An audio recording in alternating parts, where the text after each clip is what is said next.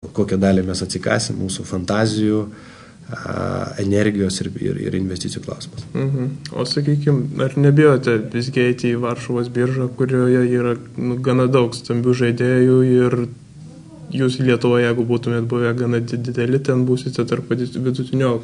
Ar nebijote, kad paskęsite to visų žaidėjų jūroje? Sakykime, du pavyzdžiai duodami nuogastaujant, kad bus paskęsta dideliam kompanijų sąraše. Tai pirmas yra Silvano Group, yra listinguota Estijos kompanija, ir Olympic Casino Group. Tai, sakykime, jie padarė IPO delistingą Varšuvos biržoje ir pakankamai greit buvo pamiršti. Tai aš manyčiau taip, kad visų pirma, tai pirmas elementas, nesvarbu kokie biržai bebūtum, yra pats verslas. Jeigu verslas yra gyvybingas, jis rodo rezultatus, kokius pasakojo prieš listinguodamas bendrovę, atneša tas prognozes, kurios buvo rodytos. Tai toks investuotojas, tokiam kompanijom investuotojai pradeda pasitikėti. Sakykime, Lietuvos problema, turim gerų labai kompanijų Lietuvos biržų, bet jų akcijos kažkoks stambus investuotas parsiduoda ir tos akcijos nukrenta žemiau išlistinto. Paskutinis pavyzdys Linas Agro. Ne? Jos IPO buvo virš 2 litų, vienas stambus investuotas įsipardavė ir jo akcija daugiau lito 90 nekyla. Puikiai kompanija, geras sektorius. Bet, sakykime, jeigu tas akcijas investuotojas, kuris jas išplatino, būtų įsikeitęs, jis šiandien turėtų margin callus. Margin call būdu jis pardavinėtų tas akcijas ir dar jas numuštų. Dėl to, kad jeigu pažiūrim dienos apyvartą 3-4 milijonai litų, tai yra iš vienos pozicijos į kitą poziciją tie patys pinigai pereina. Ir tai yra pakankamai rizikinga, jeigu kompanija nori agresyvios plėtros. Sakykime, kažkas panašaus atsitiko su Agrovilu. Fondai susipirko, pas jos prasidėjo margin callai, papildomas spaudimas ir tai dalinai atsiliepia pačiai kompanijai. Tik tai kiek laiko ir pastangų reikėjo, kad ta kompanija išgyventų ir pasiektų stabilumo lygmenį. Tai ar bijom ar nebijom, tai atsakymas toks, kad visų pirma reikia rodyti rezultatus. Tai mes rezultatus rodom jau kelis metus. Visų antra, reikia turėti rinką. Tai rinka, aš įvardinu, tai yra multimilijardinė rinka, kurioje fantazijų ir sugebėjimų klausimas, kaip tos rinkos dalį paimti. Trečia, tu turi visų vadovautis tam tikromis taisyklėmis, kurį listinguota kompanija daro. Ir labai daug dėmesio skirti komunikavimo su investuotojais. Gerai ar blogai tu turi komunikuoti, tu turi pasakoti, tu turi rodyti, tu turi visų pirma atsižvelgti, kad tas investuotojas valdo kažkieno tai pinigus ir jam yra ne vis vien, kas link kur eina kompanija. Ir jis turi jaus pilno komforto būklę.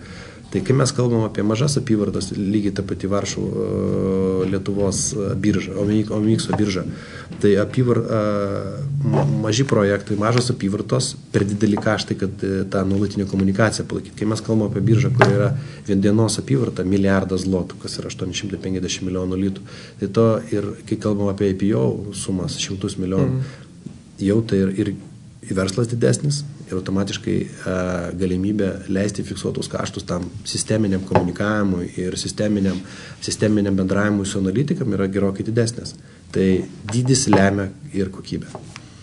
Sakykime, verslo partneriai ar į bendrovę kaip nors kitaip žiūri, priklausomai nuo to šalies, kurios biržoje listinguojasi, sakykime, dabar požiūris į jūs, jeigu būtumėt Lietuvoje, pirminį siūlymą darė ir dabar Varšuvoje, ar jūs kaip nors žiūrės, tai duos privalumų kažkokios naudos iš partnerių pusės? Žinomumas yra svarbus dalykas. Aš manau, kad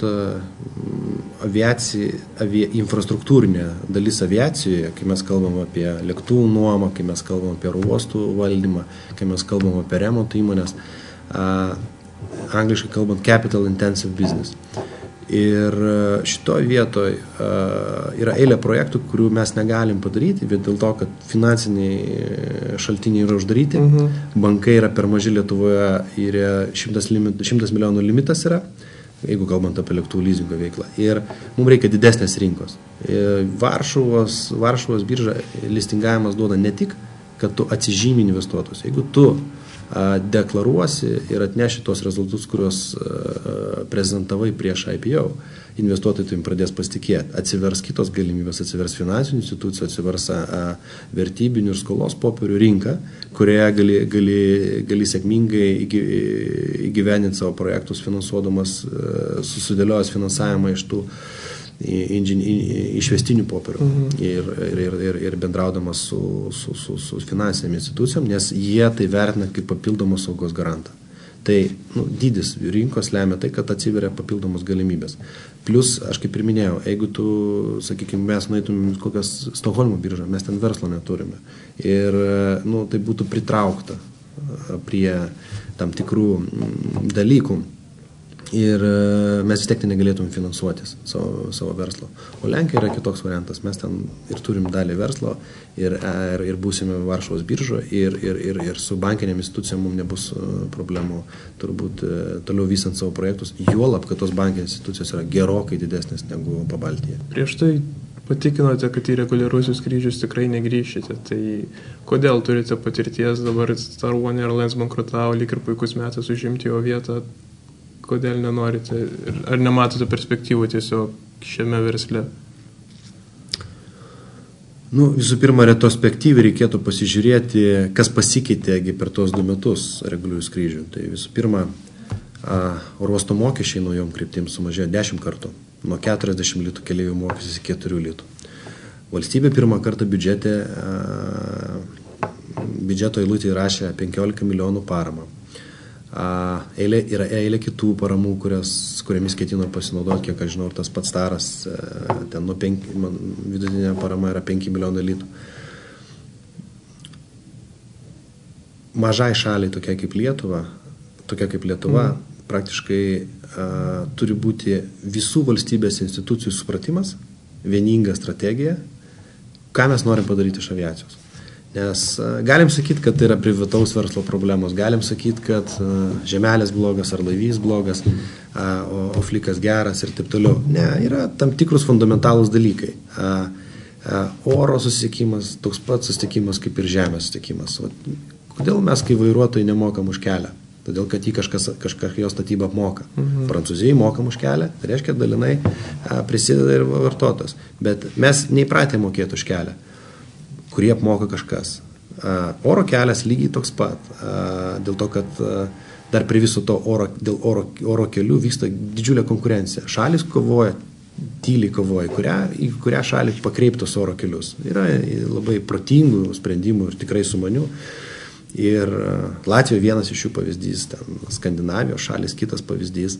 Ir Vokietija yra labai neblogų pavyzdžių turi toje vietoje. Ir už tai kažkas turi sumokėti. Arba jeigu vyksta konkurencija ir nėra pagrindinis principas uždirbti iš pervežimų, o uždirbti iš oro kelių pakreipimų, reiškia, tą dalį turim prakompensuoti. Arba turi būti barjerai ir mechanizmai, kaip šalis, mūsų šalis Lietuva, išsaugo tos oro kelius pakreipia į šalį. Bet tai yra ir susisiekimo ministerijos, ir ūkio ministerijos, galų gale premjero, tai yra ir turizmo departamentas, tai yra ir savivaldybių. Tai yra ir susisiekimo ministerijai pavaldžių institucijų darbas, tiek civilinės aviacijos administracija, tiek oro navigacija. Bet to susikalbėjimo, aš manau, niekada nebuvo. Tos organizacijos veikia kaip atskiri subjektai. Valdžios keičiasi per dažnai ir jų keitimasis paprasčiausiai ministras už nieką neatsako, jį galima suprasti, kiekvieną ministrą, ar buvusi, ar esamą, ar būsimą. Jiem reikia politinius dividendus gauti ir tas verslas tampa įkaitų politikų, kurie nepriima sprendimus, o atskiros organizacijos veikia, sakykime, kaip neturinčios bendros strategijos. Jeigu mes panagrinėtume per 15 metų, kiek buvo parašyta strategijų? Begalės. Bent jau paskutiniais metais ten 1,5 milijonų turbūt išleista.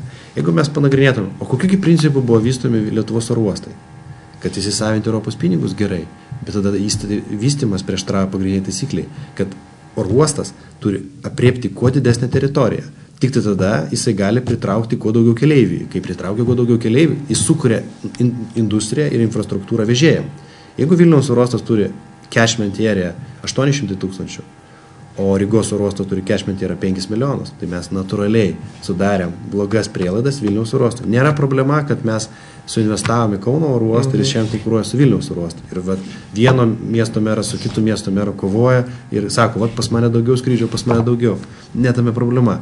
Tai yra bendras kalbėjimas. Šalis mūsų yra per maža, kad pas mus būtų pakankamas aptarnavimo regionas.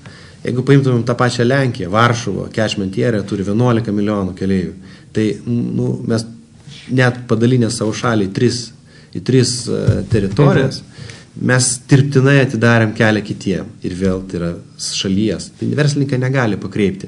Bet jeigu einant, čia šių kalbų labai globalius ir makro dalykus, jeigu kalbėt paprastesnius dalykus, tie patys mokesčiai, prieš 3 metus buvo sakoma, negalima mažinti, oro uostas dirbo plus 18. Dabar staiga sumažino, oro uostas dirbo minus kažkeli milijonai.